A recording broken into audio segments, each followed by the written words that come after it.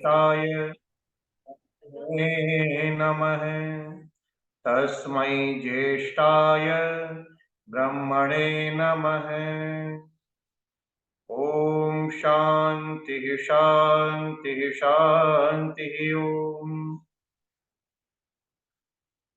आदरणीय लखनलाल जी के मार्गदर्शन में और उनके अथक पुरुषार्थ से पिछले लगभग 3 वर्षों से यह जूम ऐप के ऊपर जो ज्ञान गंगा का अनवरत प्रवाह चल रहा है और आप हम सभी उसमें स्नान करके अपने आप को कृतार्थ अनुभव करते हैं, सौभाग्यशाली अनुभव करते हैं। आइए एक छोटा सा भजन मैं आपकी सेवा में निवेदन करता हुआ आज की कुछ चर्चा में करूंगा। मैंने सारे सहारे छोड़ दिए, बस तेरा सहारा काफी है। मैंने सारे सहारे छोड़ दिए, बस तेरा सहारा काफी है। मुझे चाह नहीं दुनिया भर की, बस तेरा नजारा काफी है। तेरी चाहत में जग छूट गया, पर क्यों तू मुझसे रूठ गया। तेरी चाहत में जग छूट गया, पर तू क्यों मुझसे रूठ गया। मैं डूब रहा भव सागर में, बस तू आना तुम्हारा बाकी है। मैंने सारे सहारे छोड़ दिए, बस तेरा सहारा काफी है। मैंने तेरे लिए ही जोग लिया और छोड़ जगत का भोग दिया। मैंने तेरे लिए ही जोग लिया और छोड़ जगत का भोग दिया। रो रो के बुलाना काम मेरा, बस आना तुम्हारा बाकी है।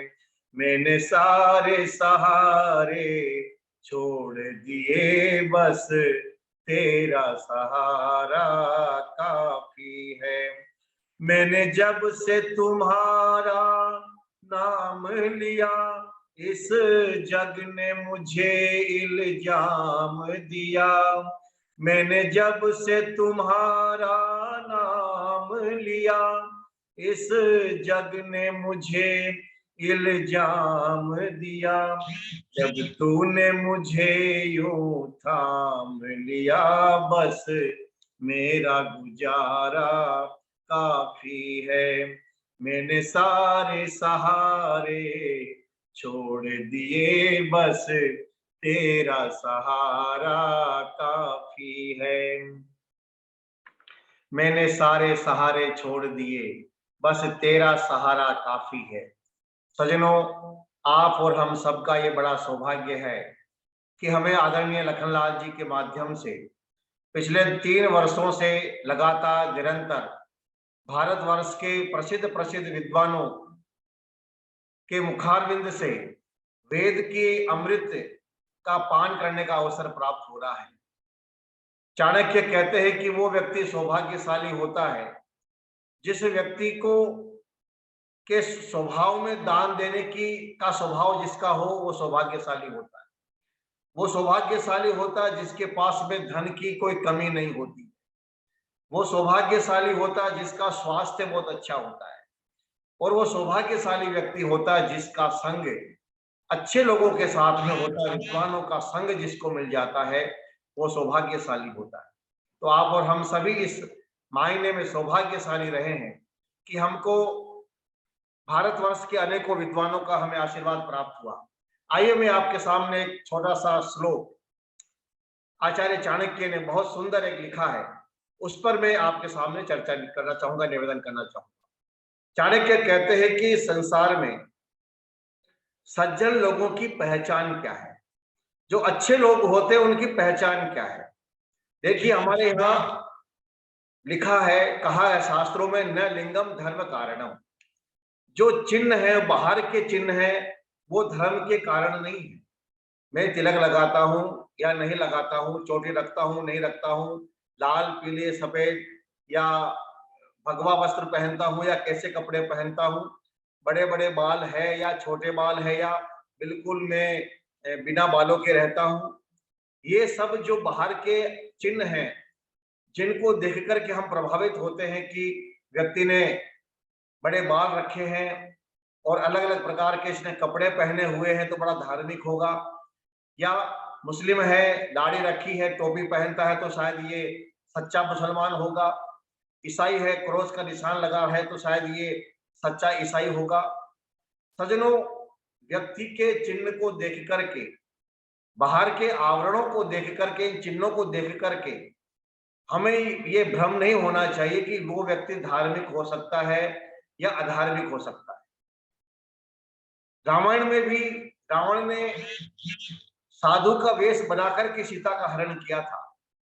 वेश उसका साधु का था, लेकिन उसने कार्य घृणित कार्य किया। इस प्रकार के अनेकों उदाहरण हमें मिल जाते हैं कि व्यक्ति के बाहरी दिखावे के कारण से लोग प्रभावित हो जाते हैं कि भाई इसने इस प्रकार का अपना व्यवस्था कर रखी है कपड़े और बालों की, तो शायद ये व्यक्ति कोई बहुत पहुंचा हुआ व्यक्ति हो। लेकिन चाणक्य क्या कहते हैं वो समझिएगा। चाणक्य कहते हैं कि सज्जन व्यक्ति की, अच्छे व्यक्ति की पहचान क्या है। उन्होंने सज्जनों 11 पहचान बताई है, वो मैं आपसे निवेदन करना चाहूंगा। आचार्य चाणक्य कहते हैं कि 11 पहचान है अच्छे लोगों की। कौन कौन सी पहचान है? कहते धर्मे तत्परता, मुखे मधुरता, दाने समुत्साहिता, मित्रे अवंचकता, गुरु विनयता, चित्ते अति गंभीरता, आचार्य सुचिता, गुणे रसिकता, शास्त्रे सुविज्ञानता, रूपे सुंदरता, शिवे भजनता, सत्सु एव संदृश्यते। कहते कि ये जो 11 गुण है, ये 11 गुण हमें सज्जनों में दिखाई देते हैं। जो सज्जन व्यक्ति होते हैं उसमें ये 11 गुण होते हैं। तो पहला गुण क्या उन्होंने बताया? कहा धर्मे तत्परता।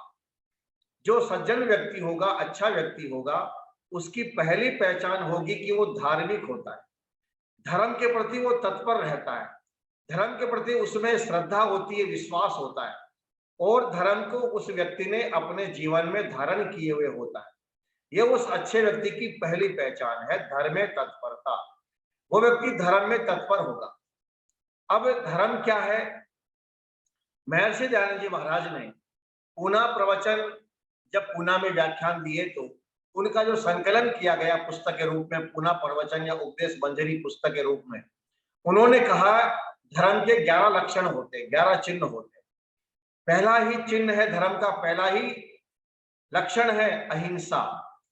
जो धार्मिक व्यक्ति होता है वो अहिंसा का पालन करता है, यानी कि किसी भी व्यक्ति के प्रति उसके अंदर वेर भाव नहीं होता। अहिंसा का अर्थ किसी को न मारना नहीं है केवल, बल्कि किसी के भी प्रति वेर भाव उसके हृदय में नहीं होता है। ये धार्मिक व्यक्ति की पहली पहचान होती है। अब आप देखिए कितने मत मतांतर इस दुनिया में है, और कई तो पूरी की पूरी तरह से हिंसा पर ही टिके हुए हैं, चाहे वो देवी के आगे बलि देना हो या त्योहार विशेष पर पशुओं को मारना हो। तो जहाँ हिंसा आ जाती है, जहाँ वेरभाव आ जाता है, या जहाँ इस प्रकार की विचारधारा आती है कि जो हमारी संस्कृति है, हमारी जो परंपरा है वही सर्वश्रेष्ठ है, और दुनिया की सभी परंपराएं, सभी संस्कृतियां बेकार है, व्यर्थ है, उनको नष्ट कर देना चाहिए, उन्हें समाप्त कर देना चाहिए, और जो उन संस्कृतियों को मानते हैं उनका हमें कत्लेआम करना चाहिए, उनको भी खत्म कर देना चाहिए। और जो दूसरे धर्म को मानने वाले लोग हैं उनको मारेंगे तो हमें स्वर्ग मिलेगा, जन्नत मिलेगी। यदि किसी भी विचारधारा के अंदर हिंसा आ जाती है तो चाणक्य की नजर में वो सज्जन व्यक्ति की पहचान नहीं होती है। तो कहा सज्जन व्यक्ति की जो पहचान है वो पहली पहचान है धर्म में तत्परता। उस व्यक्ति के जीवन में अहिंसा होगी, उस व्यक्ति के जीवन में दूसरा गुण होगा धैर्य। सज्जनों, धैर्य का अर्थ होता सहन शक्ति। मान अपमान हानि लाभ सुख दुख इनको जो व्यक्ति सहन कर लेता है वो व्यक्ति धैर्यवान होता है, धैर्यशाली होता है और वही धार्मिक होता है। अब जब आप धार्मिक बनते हैं तो देखिए धार्मिक बनने के लिए हमें इन गुणों को अपने जीवन में धारण करना पड़ेगा कि हम अहिंसा का पालन करें, हम धैर्यवान बने, हमारे अंदर सहन शक्ति हो, क्षमा का भाव हो। क्षमा सोबती उस भुजग को जिसके पास गरल हो, उसको क्या जो दीनहीन, तो क्षमा भी उसी को अच्छा लगता है जिसके पास शक्ति और सामर्थ्य होता है। तो अपने से कमजोर किसी व्यक्ति ने कोई अपराध कर दिया है तो एक बार उसको हम क्षमा कर सकते हैं। ये राष्ट्र के संदर्भ में नहीं है, ये अपने व्यक्तिगत जीवन के लिए है।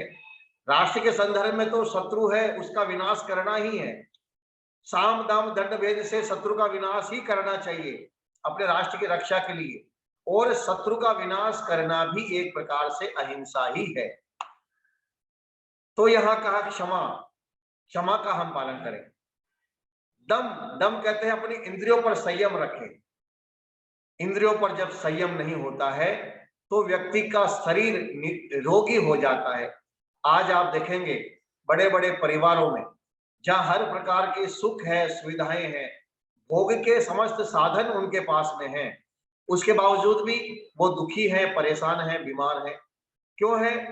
क्योंकि उन्होंने अपने शरीर पर, अपनी इंद्रियों पर कंट्रोल नहीं किया, यानी उन्होंने संयम का पालन नहीं किया। जितना जितना व्यक्ति संयमी होता है उतना उतना उसके अंदर प्रसन्नता का भाव प्रकट होता है। हमें इसको इस प्रकार से समझना चाहिए कि संयम में ही सुख है। सच्चा जो सुख है सज्जनों वो तो संयम से मिलेगा। हम यदि चाहेंगे कि मैं खूब आंखों का उपयोग करूं तो मैं सुखी हो जाऊंगा, एक समय ऐसा आएगा जब आंखें कमजोर हो जाएगी।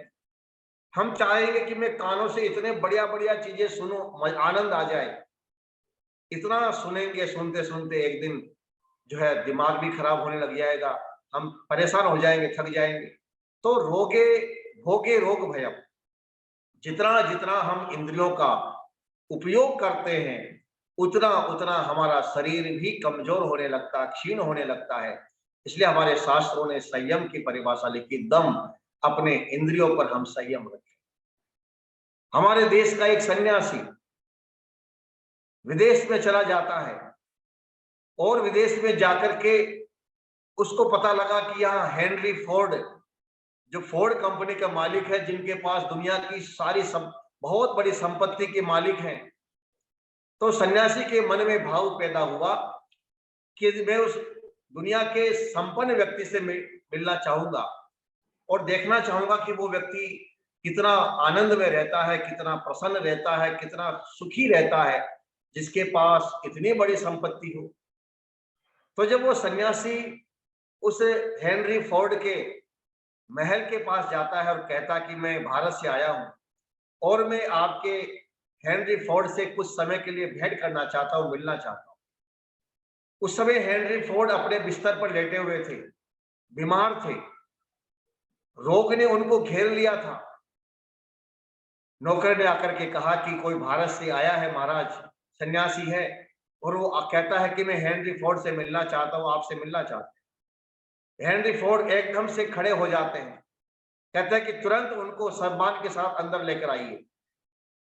सज्जनों, वो सन्यासी अंदर आते हैं तो देखा कि हेनरी फोर्ड अपने बिस्तर पर लेटे हुए हैं, कमजोर हालत में, जैसे कोई कंगाल केवल लेटा हुआ हो। कमजोर है, बिल्कुल पतला सा शरीर है और अपने बिस्तर पर लेटे हुए हैं, क्योंकि उनको शायद लकवे की स्थिति में भी वो थे, उठना बैठना उनका नहीं था। तो सन्यासी जाकर के उनको अभिवादन करते और पास में बैठ जाते हैं। बैठने के बाद में उनसे पूछते कि आपका स्वास्थ्य कैसा, कैसे क्या है। तो लड़खड़ाती हुई अपनी आवाज में कहते हैं कि मैं कई दिनों से मैं बीमार हूं, न मैं कुछ खा सकता हूं, न मैं कहीं जा सकता हूं, मेरे पास खाने के इतने साधन हैं लेकिन मैं खा नहीं सकता, गाड़ियां खूब है मेरे पास लेकिन मैं कहीं चल नहीं सकता। उस सन्यासी ने जब भाव वश हेनरी फोर्ड के हाथ में अपना हाथ रखा, उससे हाथ मिलाया, तो हेनरी फोर्ड ने उसके सन्यासी के स्पर्श को अनुभव करते हुए अपना हाथ भी उनके हाथ पर रख दिया और कहा कि आप थोड़ी देर ऐसे ही अपने हाथ को मेरे हाथ से स्पर्श करके रखिए, क्योंकि आपके स्पर्श स्पर्श को पा करके मुझे अंदर से बड़ी एक शांति का अनुभव हो रहा है। जिस शांति की तलाश में मैं हूं, ऐसा सुख, ऐसा आनंद मुझे मिल रहा है जो आनंद मुझे शायद आज तक कभी अनुभव नहीं हुआ। सज्जनों, कितना हम धन संपत्ति के पीछे भाग करके हम चाहेंगे कि इससे हमें सुख मिल जाए। अरे ये संसार में हमें साधन दिए हैं, ये परमात्मा ने हमें अच्छा मकान, अच्छी जमीन जायदाद, ये धन संपत्ति, ये हमारे लिए साधन है और हमारा साध्य है ईश्वर। उस ईश्वर को पाने के लिए हमें इन साधनों का उपयोग कर लेना चाहिए। इसमें हमारी बुद्धिमत्ता है, इसमें हमारी समझदारी है। जैसे हम मोबाइल का उपयोग किस काम में कर रहे हैं, प्रतिदिन 1 घंटा हम सत्संग में इसका उपयोग करते हैं, वही 1 घंटा आप चाहें तो इससे फिल्में देख करके, इधर उधर की चीजें देख करके अपना टाइम पास कर सकते हैं। लेकिन समझदार व्यक्ति वो होता है जो अपने साधनों का सदुपयोग करता है। कहा धार्मिक व्यक्ति वो होता है जो दम यानी अपने शरीर पर संयम रखता है, क्योंकि ये बहुत लंबा विषय हो जाएगा और जो श्लोक की व्याख्या है वो मेरी पूरी नहीं हो पाएगी क्योंकि समय भी बड़ा तेजी से बीतने का प्रयास करता है। कहा जो सज्जन व्यक्ति होते हैं, अच्छे व्यक्ति होते हैं, उनकी पहली पहचान होती है धर्मे तत्परता। वो व्यक्ति धार्मिक होता है, अपने जीवन को धर्ममय बनाने का प्रयास करता है, अच्छे गुणों को अपनाता है अपने जीवन में, जिसको भी देखता है उस व्यक्ति के गुणों को ही अपनाने का प्रयास करता है। कई लोग तो जिसको भी देखेंगे उस के व्यक्ति के अंदर से उनको कमजोरी नजर आएगी और वो कमजोरी को ही देखते हैं, कमजोरी के बारे में ही बात करते हैं। एक व्यक्ति सत्संग सुनने चला गया और सत्संग में जब व्याख्यान हो रहा था, वो व्याख्यान जब संत दे रहे थे, बड़ा अच्छा व्याख्यान उनका चल रहा था। जब व्याख्यान समाप्त हुआ तो लोगों ने पूछा, भाई, लोगों ने आपस में बातें करी, बहुत अच्छा व्याख्यान था, बहुत आनंद आया, बहुत सुंदर सत्संग हुआ। तो वो व्यक्ति कहने लगा, कहाँ का अच्छा व्याख्यान? व्याख्यान अच्छा दिया ठीक है, लेकिन उस आदमी ने तो चश्मा लगा रखा था, कपड़े पर उसके प्रेस भी नहीं थी। व्यक्ति कमजोरी ढूंढता है, कमियां ढूंढता है और जो अच्छे लोग होते हैं वो अच्छा ही ढूंढते हैं। इसलिए कहा धर्मे तत्परता। जो अच्छे व्यक्ति होते हैं उनकी पहचान होती है, वो धार्मिक होते हैं, अच्छे गुणों को अपने जीवन में धारण करते हैं और जहां उनको अच्छे गुण दिखते हैं उनको अपने जीवन में उतारने का प्रयास करते हैं। हमेशा परमात्मा से प्रार्थना करते हैं, हे ईश्वर दुरितानि परासु है, यद भद्रम तन्न आसु है। मेरे जीवन में जो दुर्गुण है, दुर्व्यसन है, उनको आप दूर कीजिए, दूर कीजिए। सजनों, मनुष्य अपूर्ण है, पूर्ण केवल परमात्मा है। पूर्णमद पूर्णमिदम, ईश्वर की सृष्टि भी पूर्ण है और परमात्मा भी पूर्ण है। लेकिन आप और हम सभी जो जीवात्मा हैं वो क्योंकि अल्पज्य है और अल्पज्य होने के कारण से हमारे अंदर अपूर्णता है, हम पूर्ण नहीं हैं, इसलिए हमारे अंदर कोई ना कोई कमियां हैं। मेरे अंदर सैकड़ों कमियां हैं, ये मैं जानता हूं, आप भी मुझे बता सकते हैं आपके अंदर भी कमियां हो सकती है। तो हमारा यह प्रयास होना चाहिए कि हम अपनी कमजोरियों को हमेशा दूर करते हुए, अच्छे गुणों को जीवन में धारण करते हुए हम धार्मिक बनने का प्रयास करें। तो चाणक्य कहते हैं अच्छे व्यक्ति की पहचान है धर्मे तत्परता, वो व्यक्ति धर्म के प्रति तत्पर रहेगा। दूसरी पहचान क्या बताई? मुखे मधुरता। वो व्यक्ति जब भी बोलेगा अपनी वाणी का हमेशा सदुपयोग करता है। वाणी के जो 4 पाप गिनाए हैं, कड़वा बोलना, झूठ बोलना, निंदा करना और व्यर्थ बोलना, ये 4 पाप होते हैं सज्जनों वाणी से। सबसे ज्यादा पाप हम वाणी से करते हैं। तो कहा मुखे मधुरता, वाचा वदामि मधुमत। वो व्यक्ति मधु के समान, मधु यानी शहद। शहद की दो विशेषताएं होती हैं। पहली विशेषता होती है शहद की कि शहद मीठा होता है, और दूसरी विशेषता शहद की होती है कि शहद स्वास्थ्यकर भी होता है, लाभप्रद होता है। आयुर्वेद में उसके बहुत सारे औषधीय गुण हैं, आयुर्वेद के औषधियों में उसका प्रयोग होता है। तो शहद के दो विशेषताएं हैं, वो मीठा भी होगा और लाभदायक भी होगा। ऐसे ही हमारी वाणी कैसी हो, मीठी भी हो, लोग जब सुने तो उनको अच्छा लगे। और दूसरा है वो जब हम बोले दूसरे के हित में बोले, दूसरों को अच्छा लगे ऐसा हम बोले। तो कहा मुखे मधुरता। मनुष्य धार्मिक व्यक्ति जो होता है, अच्छा व्यक्ति होता है, उसकी दूसरी पहचान होती है मुखे मधुरता। उस व्यक्ति की वाणी में हमेशा मिठास होता है। बोली तो बोले सारे, बोली में अंतर पाया, बोली में ही अमृत और बोली में जहर बताया। सजनों, इस वाणी में ही अमृत है और वाणी में ही जहर बताया हुआ है। एक व्यक्ति बोलता है तो लोग बड़े प्रसन्न होते हैं, उनका उत्साह बढ़ता है, उनको एक नई चेतना मिलती है। और एक व्यक्ति जब बोलता है तो व्यक्ति को क्रोध आ जाता है, गुस्सा आ जाता है और उससे नफरत करने लग जाता है। तो वाणी का बड़ा प्रभाव हमारे ऊपर, दूसरों के ऊपर पड़ता है। हमारा जीवन कैसा है, हमारे अंदर संस्कार कैसे हैं, इसकी पहचान हमारी वाणी से होती है। इसलिए हमेशा मीठी वाणी बोले, सत्य बोले, प्रिय बोले। कोई व्यक्ति अंधा है उसको अंधा नहीं कहें, काना है उसको काना नहीं कहें, लंगड़ा है उसको लंगड़ा नहीं कहें। अब कोई कहे साहब मैं तो सत्यवादी हूं, मैं तो लंगड़े को लंगड़ा ही कहूंगा क्योंकि मैं तो सत्य बोलूंगा, मैं तो अंधे को अंधा ही कहूंगा क्योंकि मुझे तो सच बोलना है। मैं तो इस व्यक्ति को इसके अंदर जो कमियां हैं उन कमियों को बताऊंगा ही बताऊंगा क्योंकि मुझे तो सत्य बोलना है। तो सज्जनों, सत्यम बुरिया, सत्य तो बोले लेकिन दूसरा नियम है प्रियम बुरिया। सत्य के साथ में कैसा हो सत्य, वो सत्य हो जो हमें प्रिय भी लगे दूसरों। हितम मनोहारी च दुर्लभम वचन। हितकारी और मन को अच्छे लगने वाले दोनों गुण जिस वाणी में हो, जिन वचनों में हो, ऐसे वचन सुनना ये बड़ा सौभाग्य की बात होती है। बड़ा कठिन है इस प्रकार की बात मिलना कि जो हमारे लिए हितकारी भी हो और हमारे मन को भी अच्छा लगने वाली बात हो। दूसरी बात और मैं निवेदन आपसे करता चलूं कि मान लीजिए मेरे अंदर कोई कमी है और उस कमी को कोई व्यक्ति मुझे बताने का प्रयास कर रहा है कि भाई आपके अंदर मुझे ये कमी लग रही है, यदि आप इसको सुधार लेंगे तो बड़ा अच्छा रहेगा और आपका जीवन अच्छा होगा। तो हमें बड़ी विनम्रता के साथ में उससे अपनी कमियों को, उस कमजोरी को दूर करना चाहिए और उस व्यक्ति का धन्यवाद करना चाहिए कि आपने मेरी कमजोरी को सुधारने का प्रयास किया। मैंने सुना है जैसे कि श्री श्री रविशंकर जी, जो हैदराबाद के अंदर एक आर्य समाज में उनका आना जाना था, उनके पिताजी भी आर्य समाजी विचारधारा से थे, तो वो भी आर्य समाज में वो आते जाते थे, सत्संग में आते थे। तो जो आर्य समाज के प्रधान थे वो मंत्र का पाठ कर रहे थे, वेद मंत्र बोल रहे थे, यज्ञ के मंत्र बोल रहे थे। तो उस समय उन्होंने अशुद्ध उच्चारण कर दिया, उनका उच्चारण में कहीं वो गलत उच्चारण वो कर रहे थे। तो श्री श्री रविशंकर ने उनको समझाया कि देखिए आप इस मंत्र का उच्चारण गलत कर रहे हैं, इसका सही उच्चारण यह है और यदि आप इसको इस प्रकार से उच्चारण करेंगे तो ये बिल्कुल शुद्ध इसका उच्चारण हो जाएगा। तो हमें वेद के मंत्रों का शुद्ध उच्चारण करना चाहिए। तो उस आर्य समाज के प्रधान को इतना बुरा लगा, उन्होंने उसी समय उनको डांटा, फटकारा और वहां से भगा दिया।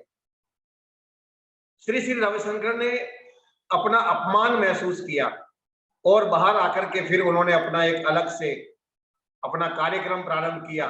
और आज जो आप देख रहे हैं किस प्रकार से उन्होंने एक बहुत बड़ी संस्था पूरे देश और दुनिया में खड़ी कर दी।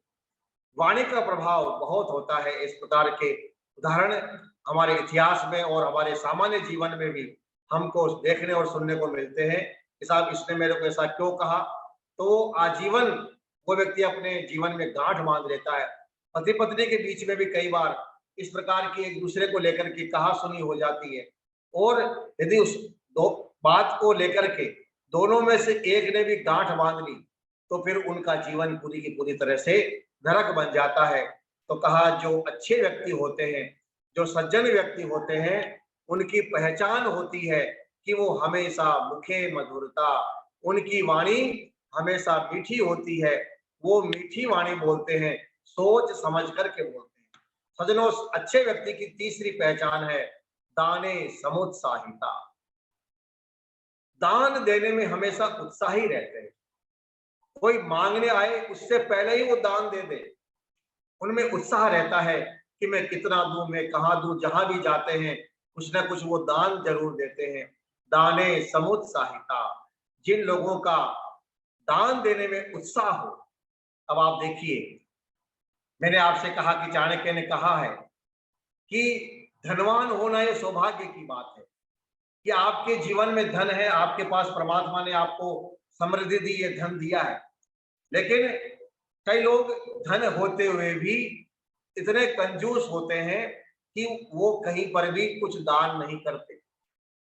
लेकिन जो अच्छे व्यक्ति होते हैं उनकी पहचान ये होती है कि उनके पास जो धन होता है उस धन का वो अधिक से अधिक लोगों में दान देने का उनमें उत्साह होता है कि मैं कहाँ कोई कार्यक्रम हो रहा है, कहीं हवन हो रहा है, यज्ञ हो रहा है, सत्संग हो रहा है, कहीं शिक्षा का कार्य हो रहा है, कहीं गौशाला का कार्य हो रहा है, अनाथालय का कार्य हो रहा है, तो उस कार्य में अपनी शक्ति और सामर्थ्य के अनुसार वो बढ़ चढ़ करके भाग लेते हैं और खूब दान देते हैं।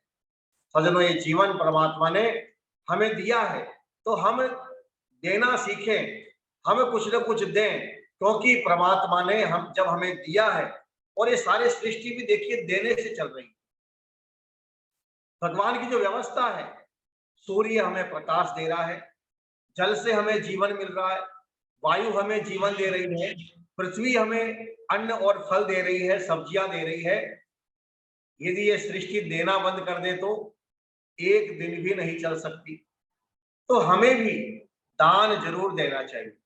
और दान के हमारे लिए विधान है 10% दान। जो हमारी आय है, इनकम है, उस आय का 10% हमें दान करना चाहिए।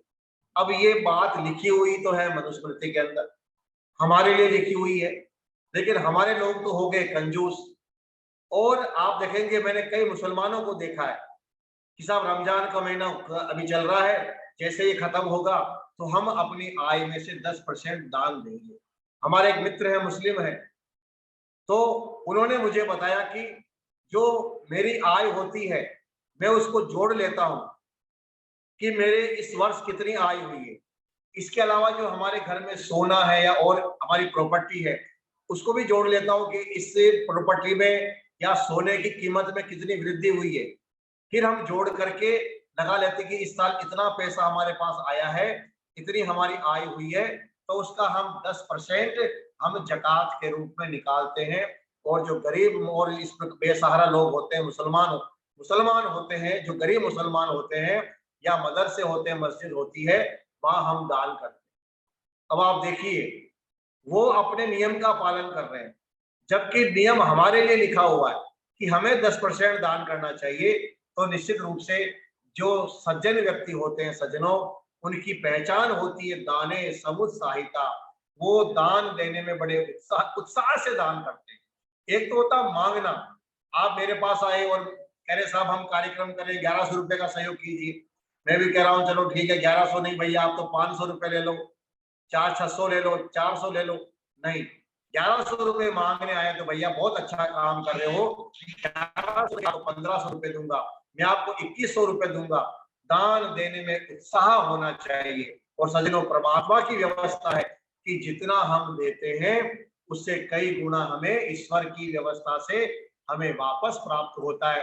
खैर, क्योंकि एक एक विषय इतना लंबा है, दान का विषय अपना बहुत विस्तृत है, धर्म का अपना एक बहुत लंबा विषय है। मैं आपको, क्योंकि चाणक्य का पूरा श्लोक हमें करना है, सज्जन व्यक्ति की चौथी विशेषता बताई, मित्रे अवंचकता। जो अच्छे व्यक्ति होते हैं वो कभी भी अपने मित्रों को धोखा नहीं देते, मित्रों के साथ में ईमानदारी से व्यवहार करते, मित्रों के साथ में मित्रता पूर्ण उनका व्यवहार होता है। सजनों, मित्र कौन? जो सुख और दुख में हमारा साथ दे, वही तो मित्र है। केवल सुख सुख में साथ है और जब दुख आए तो छोड़ करके चला जाता है, वो मित्र नहीं होता है। मित्र तो वही होता है जो दुख के समय में हमें हमारा साथ देता है। जैसे राम और सुग्रीव की मित्रता हुई, तो राम और सुग्रीव ने दोनों ने हाथ मिला लिए, अग्नि की प्रदक्षिणा की, और अग्नि की प्रदक्षिणा करने के बाद में राम ने सुग्रीव से कहा कि मित्र, आज से मेरा सुख और मेरा दुख तुम्हारा सुख दुख है, और आज से तुम्हारा सुख तुम्हारा दुख मेरा अपना सुख दुख है। अब आज के बाद में न तुम्हारा अपना कुछ है न मेरा अपना कुछ है, बाकी हम सबका सुख और दुख समान है। हम एक दूसरे के सुख दुख में बराबर के भागीदार रहेंगे। तो ये है मित्र की पहचान। पापा निवारति योजयते हिताय, जो हमें पाप से बचाता है, अच्छी जगह अच्छे कार्यों में हमें लगाता है, जो हमारी गुप्त बातों को छिपाता है, हमारे गुणों को प्रकट करता है, जो हमें हित की बातें बताता है, भलाई की बातें बताता है, वही मित्र होता है। तो कहा जो अच्छे लोग होते हैं उनकी पहचान है मित्रे अवंचकता, वो अपने मित्रों को कभी धोखा नहीं देते। सजनों, छठी विशेषता बताई गुरु विनयता, उनमें विनम्रता होती है, गुरु के प्रति उनमें श्रद्धा होती है, वो बड़ों के प्रति उनमें सम्मान का भाव होता है। शिक्षा प्राप्त कर ली और शिक्षा प्राप्त करके आए तो अब कहते हैं, माँ बाप को भी बेवकूफ समझते हैं, बड़े लोगों को भी समझते हैं कि ये तो सब मूर्ख हैं और मैं ही समझदार हूँ। नहीं, कहा जो अपने बड़ों के प्रति विनम्रता का भाव रखता है, जो बड़ों का सम्मान करता है, अरे जैसे वृक्ष पर फल लगते हैं तो फल लगने के बाद वृक्ष झुक जाया करता है, ऐसे ही जिस व्यक्ति में ज्ञान आ जाता है, विद्या ददाति विनयम, जिसके पास विद्या आती है सजनों, उस व्यक्ति में भी उतनी ही विनम्रता आ जाती है, वो विनम्र हो जाता है, वो हमेशा दूसरों के प्रति सम्मान का भाव रखता है। लेकिन कई लोग हम देखते हैं, थोड़ी बहुत विद्या आ गई या थोड़ी सी कोई डिग्री प्राप्त कर ली तो उनमें अहंकार इतना आ जाता है कि वो बड़ों को भी कुछ भी नहीं समझते, विद्वानों को विद्वान नहीं समझते और अपने आप को ही वो सब कुछ मानने लगते हैं। भरत रेड्डी ने कहा, यदा किंचित जो हम, कि मैं जब अपने आप को बहुत बड़ा विद्वान समझता था, लेकिन जब विद्वानों के बीच में गया और जब विद्वानों को मैंने सुना, तब पता लगा कि अरे मैं तो कुछ भी नहीं, मैं तो कुछ भी नहीं हूं। दुनिया में एक से बढ़कर के एक विद्वान है, एक से बढ़कर के एक धनपति है, एक से बढ़कर के एक बड़े पद पर बैठे हुए लोग हैं। आप और हम सब क्या हैं? इसलिए विनम्रता हमारे जीवन में होनी चाहिए, क्योंकि विनम्रता जितनी अधिक हमारे अंदर होगी, उतनी ही श्रद्धा हमारे अंदर होगी, तो हमें गुरुओं से ज्ञान मिलेगा, माता पिता के प्रति हमारे अंदर सम्मान का भाव रहेगा। तो कहा सज्जन व्यक्ति की पांचवी पहचान होती है गुरु विनयता, वो अपने गुरु के प्रति विनम्रता का व्यवहार रखते हैं, गुरु के प्रति नम्रता का पूर्ण उनका व्यवहार होता है। सजनों, अच्छे लोगों की छठी विशेषता होती है चित्ते अति गंभीरता, वो गंभीर प्रकृति के होते हैं, ऐसे ही उच्छृंखल स्वभाव उनका नहीं होता, हर काम मजाक के में लेना और कभी भी गंभीरता न रखना, उच्छृंखल स्वभाव उनका नहीं होता है, वो बड़े गंभीर प्रकृति के होते हैं, उनका चित्त में भी बड़प्पन का भाव होता है, अंदर से वो पूरी तरह से गंभीरता लिए हुए होते हैं, समझदारी लिए हुए होते हैं, हमेशा समझदारी की बातें करेंगे, हर काम को व्यवस्थित तरीके से करेंगे, लगेगा कि ये काम किसी ने किया है, अपने घर को भी व्यवस्थित कर रखेंगे, स्वयं भी व्यवस्थित रहेंगे और जहां जाते हैं वहां पर भी अब पूरी तरह से व्यवस्थित रूप से रहते हैं। ऐसा नहीं कि हर काम उटपटांग हो, हर काम बिखरा हुआ हो, अस्वच्छता हो, नहीं, चित्ते अति गंभीरता, वो हर जगह गंभीरता पूर्ण उनका व्यवहार होता है, गंभीरता से बातों को सुनते हैं, गंभीरता से उन बातों का जवाब देते हैं। तो कहा सज्जन व्यक्ति की छठी विशेषता है चित्ते अति गंभीरता। सातवीं विशेषता क्या बताई? सातवीं विशेषता है आचार्य सुचिता, बहुत ही महत्वपूर्ण विशेषता है, उनका आचरण में पवित्रता होती है, उनका जीवन पवित्र होता है, काम, क्रोध, ईर्ष्या, द्वेष, इस प्रकार की जो बुराइयां हैं, उन बुराइयों से वो बच कर के रहते हैं। उनके मन में पवित्रता होती है, हमेशा सदाचार का पालन करते हैं। सज्जनों, आर्य की पहचान है वृत्तेन ही भवति आर्य, न विद्या न धनेन। कोई व्यक्ति धन से धनवान है इसलिए वो आर्य नहीं है। कोई व्यक्ति बहुत बड़ा विद्वान है इसलिए वो आर्य नहीं है। देखिए, ये ध्यान रखने की बात है कि कोई व्यक्ति विद्वान है इसलिए ये नहीं कि ये सबसे अच्छा ही हो सकता है। नहीं, आचार्य सुचिता, जिसके आचरण में पवित्रता हो, सदाचारी व्यक्ति ही सज्जनों संसार में सम्मानित होता है। Character is lost, everything is lost. जिस व्यक्ति का आचरण नष्ट हो जाता है, उसका तो सब कुछ नष्ट हो जाता है। इसलिए हमारे यहाँ पर आचरण पर, चरित्र पर विशेष जोर बल दिया गया है कि हम मातृवत परदारेषु, दूसरे की स्त्री को माँ के समान समझें। परद्रव्येषु लोष्टवत, दूसरे के धन को हम मिट्टी के समान समझे। और आत्मवत सर्वभूतेषु, सभी प्राणियों को हम अपने समान समझें। तो 7 विशेषता बताई है। 7वीं विशेषता है कि उस व्यक्ति का आचरण जो है वो पवित्र होता है, उसका जीवन पवित्र होता है। कहीं पर वो अपने कपड़े पर दाग लग जाए तो धुल जाता है, लेकिन जीवन पर किसी के दाग लग गया तो वो कभी धुलता नहीं है। कई कई पीढ़ियों तक वो नाम बदनाम होता कि देखो तेरे पिताजी चोर थे, इसके तो खानदान में व्यभिचारी व्यक्ति हुआ है, दुष्ट व्यक्ति हुआ है। लेकिन तो इस बात तो हमारा जो कलंक लग जाता चरित्र के ऊपर, वो चरित्र पर लगा हुआ कलंक का धब्बा, वो दाग कभी साफ नहीं होता है। इसलिए कहा अच्छे व्यक्ति की पहचान क्या है। अच्छे व्यक्ति की 7वीं पहचान बताई, आचार्य सुचिता, उस व्यक्ति के आचरण में पवित्रता हो। अभी क्योंकि ये विषय तो बहुत लंबे हैं, लेकिन मैं फिर आपसे निवेदन करूंगा कि श्लोक पूरा करना। 10 मिनट का समय और बचा है। नहीं, कोई समस्या नहीं है, आप 3-4 दिन भी अपने श्लोक सुना सकते हो। रसिकता, बहुत अच्छी विशेषता बताई अच्छे व्यक्ति की, गुणे रसिकता। गुणों को ग्रहण करने में उसकी रुचि होती है। जिस व्यक्ति में देखता है कि इसमें ये विशेषता है, वो दूसरों की विशेषताओं को ढूंढता है और दूसरों की विशेषताओं को ढूंढते हुए अपने जीवन के अंदर भी उन विशेषताओं को, उन गुणों को वो धारण करता है। तो कहा गुणे रसिकता। जो सज्जन व्यक्ति होते हैं वो दूसरों के गुणों को अपने जीवन में धारण करने का प्रयास करते हैं, गुण को ग्रहण करने में रुचि होती है। विद्या का गुण हमारे में होना चाहिए। ये सामने विद्या न तपो न दानम ज्ञानम न शीलम न गुणों न धर्म। ये सभी विशेषताएं हैं हमारे जीवन की, कि हमारे पास ज्ञान हो, हमारे पास अच्छा स्वास्थ्य हो, हमारे पास वक्तृत्व कला हो, गायन कला हो, हमारे पास दान की प्रवृत्ति हो, अच्छी वाणी हमारी हो, हम धार्मिक हो, हम सेवा भावी हो, हम परोपकारी हो। ये अच्छे गुण हमारे अंदर आने चाहिए। कुछ गुण हम प्राप्त नहीं कर सकते। मान लीजिए गायन की कला है। अब गायन की कला तो ये तो हम मान सकते हैं कि गॉड गिफ्ट होती है, कि परमात्मा किसी को गाने का स्वर देता है, गला वैसा देता है कि वो व्यक्ति गा सकता है। तो हमारे अंदर गायकी का गुण हमारे अंदर नहीं है, लेकिन हम अच्छे भजन सुन तो सकते हैं, हम अच्छे भजन गुनगुना सकते हैं, ये गुण हमारे अंदर आ सकता है। हम अच्छे वक्ता नहीं बन सकते, या अच्छे वक्ता का गुण हमारे अंदर नहीं है, लेकिन हम अच्छी बातें अपने अड़ोस पड़ोस को या कुछ दूसरे लोगों को हम अपने वाक्यों से, 2-2 शब्दों से हम दूसरे लोगों को अच्छी बातें बता सकते हैं। तो अच्छे गुणों को जीवन में धारण करना। गुणे रसिकता, गुण ग्रहण में जिनकी रुचि होती है, कहते हैं वो व्यक्ति सज्जन स्वभाव का होता है। और 9वीं विशेषता कही, शास्त्रेषु विज्ञानता, शास्त्रों का ज्ञान उसको होता है।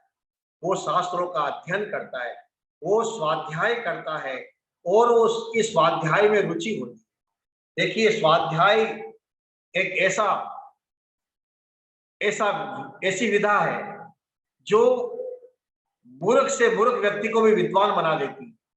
स्वाध्याय करने से एक मूर्ख व्यक्ति विद्वान बन जाता है, एक अवगुणी व्यक्ति गुणी बन जाता है, एक व्यक्ति जिसको कोई जानता नहीं था उसको उसका यश कीर्ति बढ़ती है। और स्वाध्याय के बारे में तो सतपथ ब्राह्मण में बहुत सुंदर विशेषता बताई। अर्थात तो स्वाध्याय प्रशंसा युक्त मना भवति, व्यक्ति युक्त मन हो जाता है। और परम चिकित्सक आत्मन भवति, वो अपने आप का चिकित्सक बन जाता है। उसका यश बढ़ता है, कीर्ति बढ़ती है और वो हमेशा प्रसन्न रहता, आनंदित रहता है। कहा विद्वानों ने कि धरती का सारा धन एक और उस धन के दान से जो पुण्य मिलता है वो पुण्य स्वाध्याय करने से मिल जाता है। तो हमारे यहाँ स्वाध्याय की प्रशंसा में अतिशयोक्ति का वर्णन किया, यानी बातों को बढ़ा चढ़ा करके कि किसी प्रकार से हम स्वाध्यायशील बने। और हमारे उपनिषदों में तो कहा ऋतम च स्वाध्याय प्रवचने च, कि आप हर काम करते हुए, आप कोई भी काम कर रहे हैं लेकिन हर काम करते हुए आपको स्वाध्याय नहीं छोड़ना चाहिए। तो जो अच्छे लोग होते हैं सज्जनों, उनकी पहचान होती है कि शास्त्रेषु विज्ञानता, शास्त्रों को पढ़ने में उनकी रुचि होती है। वो शास्त्रों का अध्ययन करते हैं, अच्छी अच्छी पुस्तकें पढ़ते हैं। मैं आपसे एक निवेदन करूंगा, यदि आपकी स्वाध्याय में रुचि नहीं है तो आप कल से ही ज्यादा नहीं, 15 मिनट का अपना नियम बनाइए कि मुझे ज्यादा नहीं, मैं 1 घंटा 2 घंटा का, 1 घंटे का मेरे पास टाइम नहीं है, इतना समय मेरे पास नहीं है कि मैं 2 घंटा या 4 घंटा स्वाध्याय कर सकूं। लेकिन एक नियम बना लीजिए कि मैं प्रतिदिन 15 मिनट स्वाध्याय करूंगा। ये ऋग्वेद मेरे पास है। एक नियम बना लीजिए कि भाई मुझे तो ऋग्वेद के 10 मंत्रों का रोज स्वाध्याय करना है। देखिए बड़े आनंद आएगा आपको जब आप ऋग्वेद पढ़ेंगे और ऋग्वेद के जो गूढ़ रहस्य जब परमात्मा आपके सामने खोलने लगेगा, आपको लगेगा जैसे ईश्वर ही मुझे अपनी वाणी, मेरे कानों में परमात्मा की वाणी गूंज रही है, ऐसा आप अनुभव करेंगे जब आप इन वेद के मंत्रों का स्वाध्याय करेंगे। देखिए एक वेद मंत्र में मैं आपको सुनाता हूँ, आपको आनंद आ जाएगा। ओम देवयंतो यथामति मच्चा विद्वन वसुंगिर महामनुषत श्रुतम। अब इसका भाव क्या है? केवल एक मंत्र का भाव मैं आपको सुना रहा हूं कि मनुष्यों को वायु के उत्तम गुणों का ज्ञान प्राप्त करना चाहिए। देखिए जो लोग कहते हैं वेद में साइंस नहीं है, वेद का मंत्र कह रहा है कि मनुष्यों को वायु के अंदर, हवा के अंदर जो गुण है, हवा के अंदर कितनी सारी विशेषताएं हैं, हवा से हम क्या क्या कर सकते हैं, उनके गुणों का ज्ञान मनुष्य को करना चाहिए। सबका उपकार करना चाहिए, विद्या की वृद्धि के लिए। देखिए 3 बातें बताई यहां पर, वायु के उत्तम गुणों का ज्ञान प्राप्त करने के लिए, सबका उपकार और विद्या की वृद्धि के लिए प्रयत्न सदा करना चाहिए, जिससे सब व्यवहार सिद्ध हो।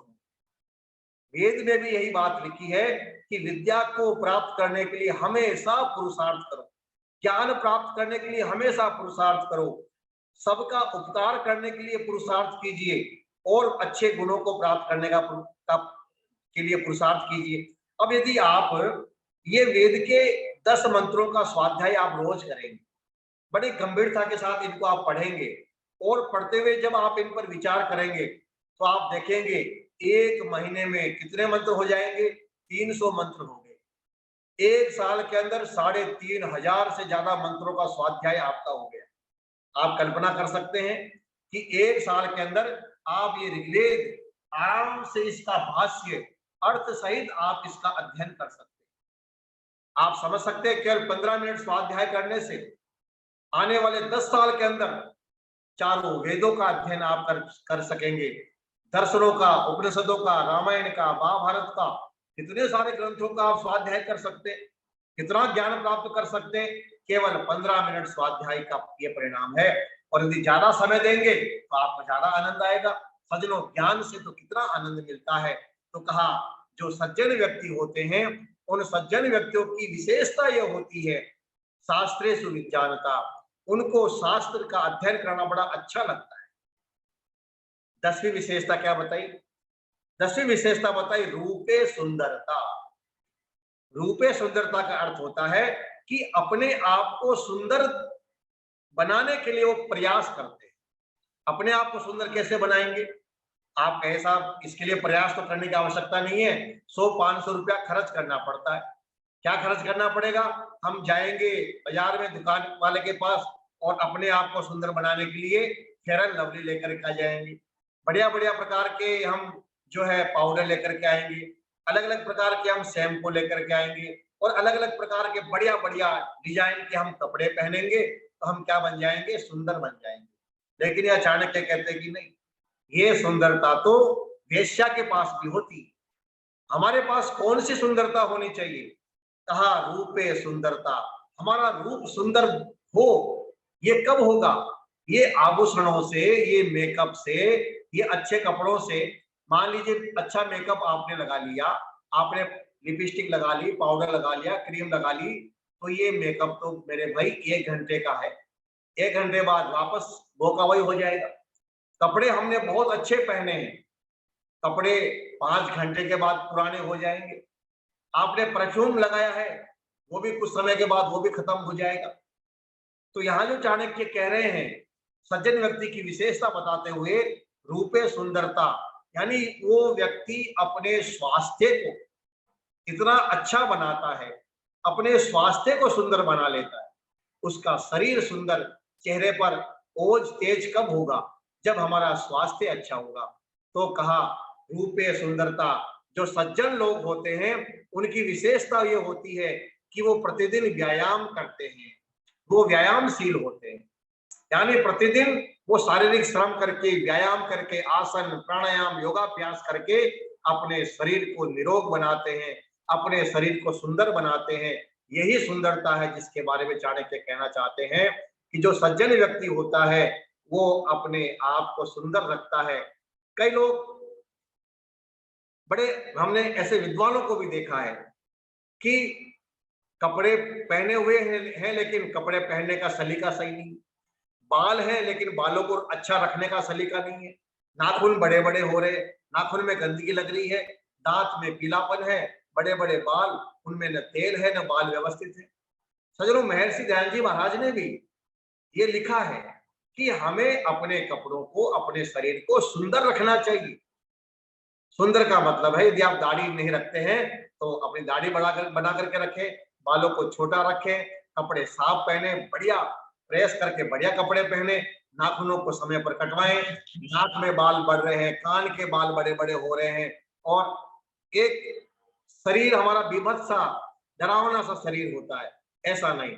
शरीर पर दिया है परमात्मा ने, तो इसको बढ़िया सजा संवार करके रखिए, अच्छे कपड़े भी पहनिए, नाखून भी समय पर काटिए, बाल भी अच्छे रखिए, हर प्रकार से अपने आप को व्यवस्थित रखिए, सुंदर हम बाहर से भी हो और हमारा स्वास्थ्य भी सुंदर हो, ये दोनों ही गुण हमारे अंदर होने चाहिए। तो चाणक्य ने 10वीं विशेषता बताते हुए कहा रूपे सुंदरता, और अंत में सज्जन व्यक्ति की पहचान बता दी, शिवे भजनता।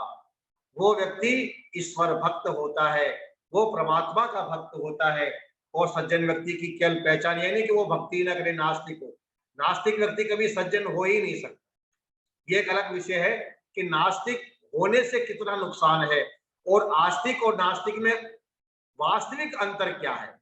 बाहर से तो हमें लगेगा नास्तिक भी ये है, आस्तिक भी ये है, लेकिन वास्तव में जो आस्तिक होता है उसके अंदर कौन कौन सी विशेषताएं होती है और जो नास्तिक होता है उसमें कौन कौन से अवगुण आ जाते हैं।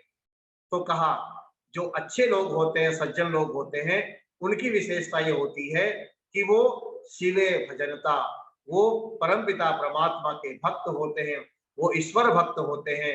तो सज्जनों, कहा सत्सु एव संदृश्यते, ये 11 जो विशेषताएं हैं, ये विशेषताएं तो सज्जन व्यक्ति में ही दिखाई देती है। तो आप और हम सभी सज्जन बनने का प्रयास करें, अच्छे व्यक्ति बनने का प्रयास करें और ये जो 11 विशेषताएं चाणक्य ने लिखी है, इन 11 विशेषताओं को हम अपने जीवन में धारण करने का प्रयास करें। कौन कौन सी विशेषताएं, एक बार और रिपीट करके अपनी वाणी को विराम दूंगा। पहली विशेषता है धर्म में तत्परता, धर्म में रुचि हो, मुखे मधुरता, वाणी में मधुरता हो, दाने समुत्साहिता, दान देने में रुचि हो, मित्रे अवंचकता, मित्रों के प्रति उसमें उपकार की भावना हो, गुणे गुरो विनयता, गुरु के प्रति नम्रता हो, चित्ते अति गंभीरता, चित्त के में अति गंभीर हो, गंभीरता उसके जीवन में हो, आचार्य सुचिता, उसका आचरण पवित्र हो, गुणे रसिकता, गुण ग्रहण करने में उसकी रुचि हो, शास्त्रे सुविजानता, शास्त्रों को जानने में उसकी रुचि हो, रूपे सुंदरता, उसकी सुंदर आकृति हो, सुंदर शरीर उसका हो, और 11वीं विशेषता है शिवे भजनता, वो ईश्वर भक्त हो।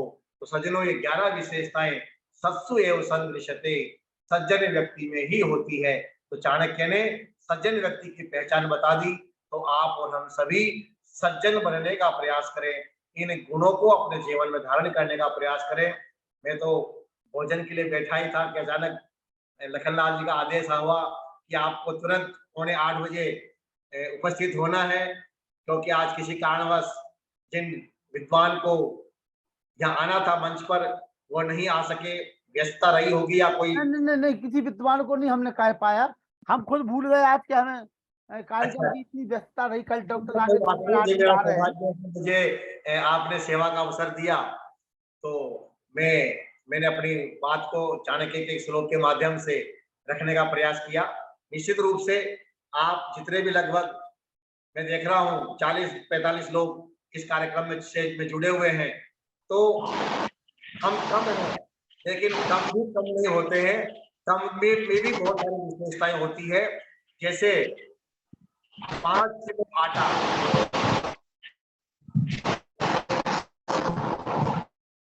5 किलो आटे में वो रोटी बनाने के लिए उसमें थोड़ा सा नमक डाला जाता है। तो यदि थोड़ा सा नमक उस आटे में मिला दिया जाता है तो वो जो रोटी होती है वो स्वादिष्ट हो जाती है।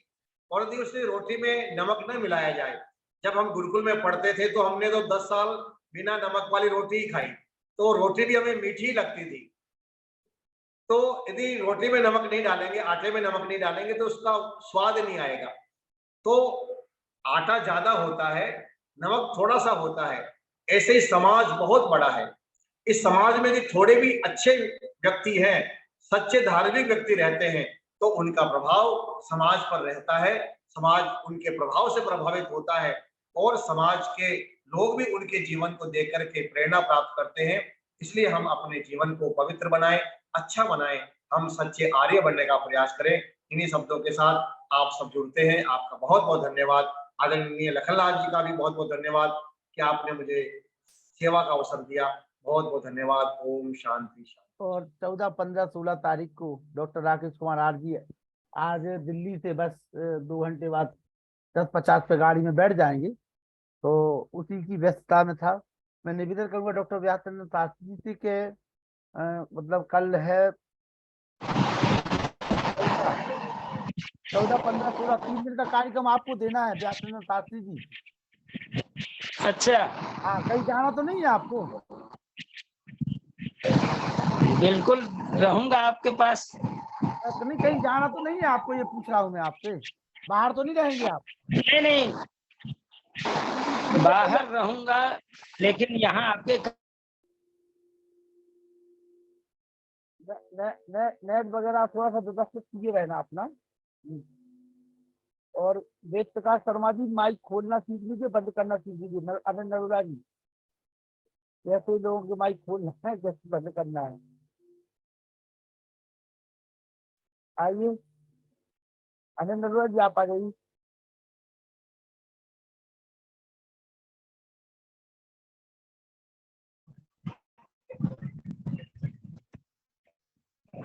शास्त्री जी बोलिए। ओम ओम।